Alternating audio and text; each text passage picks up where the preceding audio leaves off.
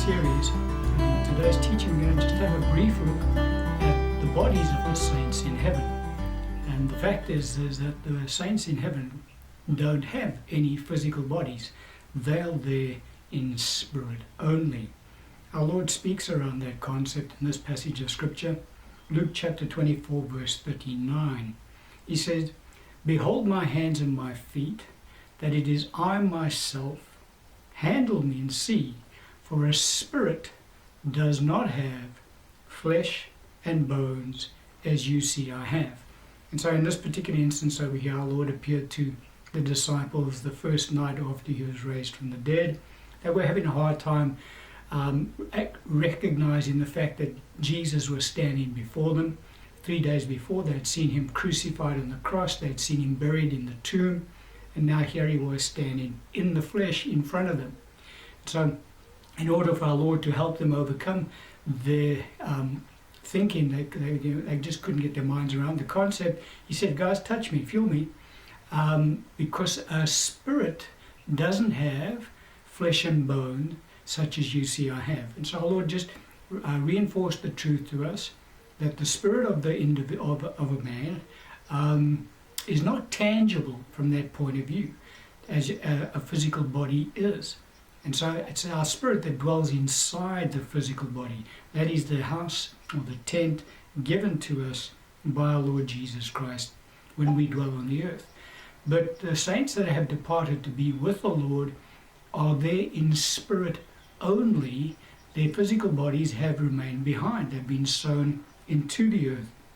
And so all the saints that are in heaven today are there in spirit only. They do not yet have their resurrected bodies. Their resurrected bodies will only be given to them at the end of the age. Now there are two different types of bodies recorded for us in Scripture that we know about, and we pick that up in this particular passage of Scripture, the Apostle Paul writing, and he speaks about these two types. In 1 Corinthians chapter 15 verse 40, he says, "There are celestial bodies and terrestrial bodies, but the glory of the celestial is one, and the glory of the terrestrial is another." And so in this passage, Paul talks about two different types of bodies. He calls the one terrestrial and he calls the other one celestial. Now the celestial bodies that Paul is referring to in this passage are in fact the bodies of angels. Now I know that the Scripture does refer to in the Psalms that angels are spirits. And so we tend to think, all right, well, angels also don't then have physical bodies because they're spirits. However, that's not the case. Angels do indwell what the Scripture refers to as celestial bodies. That's the kind of body that the angels are given. Mankind are given terrestrial bodies. And so mankind are also spirits, as angels are spirits, but mankind dwells inside these terrestrial bodies, whereas angels dwell inside celestial bodies. And so all mankind on the earth has a terrestrial body, whether they are a believer or an unbeliever. These bodies that we physically dwell in are termed as terrestrial, whereas the angelic physical bodies that the angels dwell in, their spirits dwell in, are termed as celestial bodies. Now with regards to the terrestrial bodies that mankind has, there are again going to be, there are two different types of terrestrial bodies. And that we pick up in this passage of Scripture, again the Apostle Paul teaching in 1 Corinthians 15 verse 44. He says, "It is sown a natural body, it is raised a spiritual body." There is a natural body and there is a spiritual body. And so Paul differentiates between the two bodies that men will have. Currently, those who are alive on the earth today dwell in what the Bible calls as natural bodies. Now that would also be applicable both to believers and unbelievers alike. We all dwell within natural bodies. However, at the end of the age, the believers will receive from the Lord a spiritual body when their bodies are raised from the dead. That body is exactly the same as what our Lord's body is currently, for he is the first one to have received his spiritual body, which is a resurrected body. And so that's the difference between those two bodies. We currently have natural bodies now. These natural bodies are corruptible, they're mortal, whereas the spiritual bodies that we will receive will be incorruptible, they will be immortal. And so that's the difference.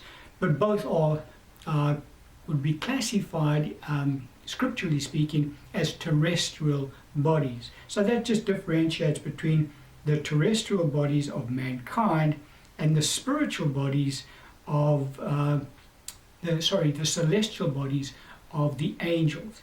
So we need to understand that difference. But don't forget that the saints who are currently in heaven are there in spirit only. They do not have any body. Kind of a weird term to say, but they don't have a physical body to dwell in. But the angels do. The angels have celestial bodies, but the saints don't. The saints are there in spirit only. And so it helps us to understand certain concepts about the saints in heaven. And some of the things we can pick up and understand now because we recognize that the saints in heaven are there in spirit only.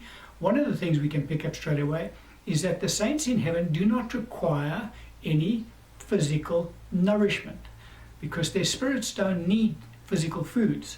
If the spirit of the individual needed physical foods in order to sustain it, then we would need to feed our spirits here on earth as well with those same foods in order for our spirits to be sustained here while we're on earth.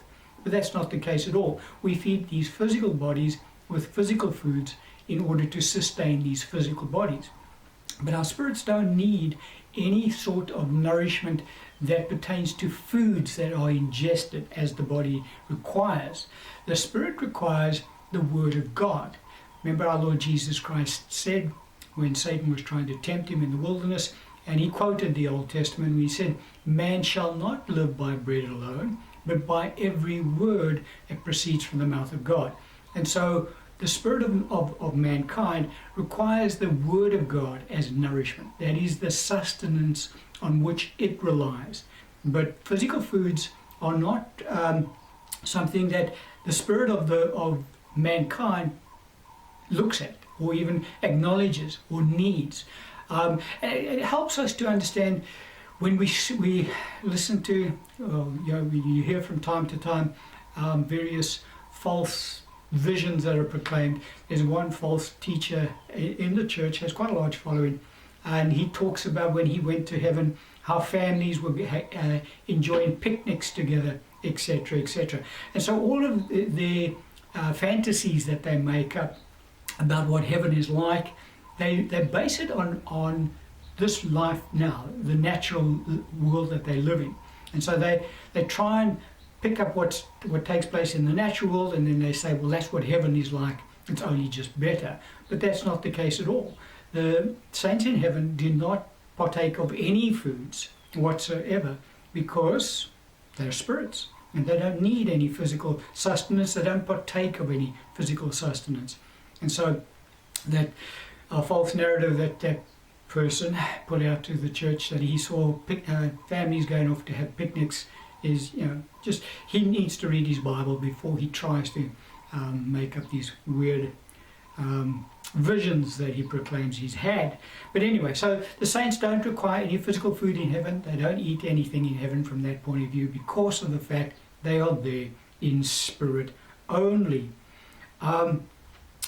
Also, the saints don't require, in heaven that is, they don't require any physical accommodation to dwell in. Not even the accommodation that is the residences of heaven, which are made up of transparent gold. They don't need that to dwell in because why? They are spirit beings. They don't. A spirit being doesn't need a physical building to reside in, and the physical building that the spirit resides in is the tent that we dwell in now, our physical bodies. And the saints in heaven will one day receive their resurrected bodies.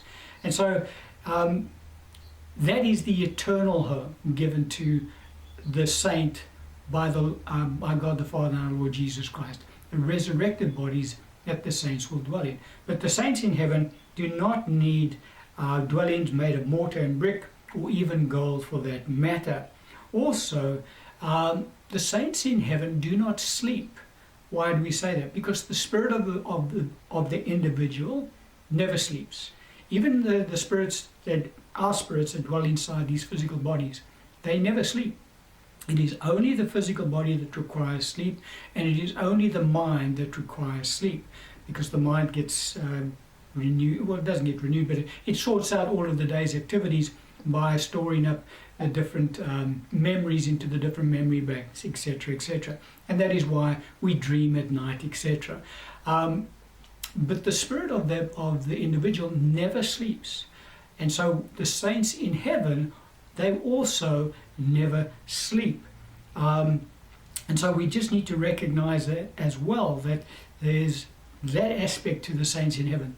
They don't require beds to lie down on and to have an afternoon nap, so to speak, because the spirit of the individual just never ever needs any sleep. And that's why in the New Jerusalem, because don't forget, when we enter into our resurrected bodies will also never require sleep, ever.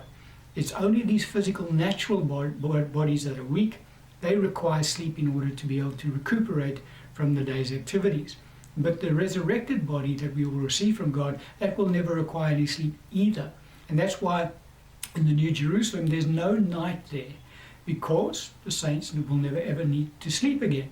And so that's why the scripture tells us in the book of Revelation that there is no night in the New Jerusalem, because no sleep is required. Even the angelic beings that God has created, they don't ever sleep.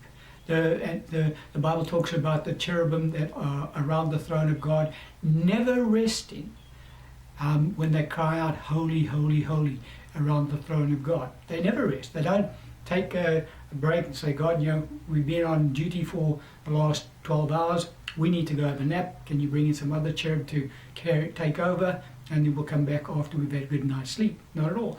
Angels don't sleep. God, Him, and our Lord Jesus Christ never sleep. And so these are concepts that we need to understand. The saints in heaven don't ever sleep. They don't eat.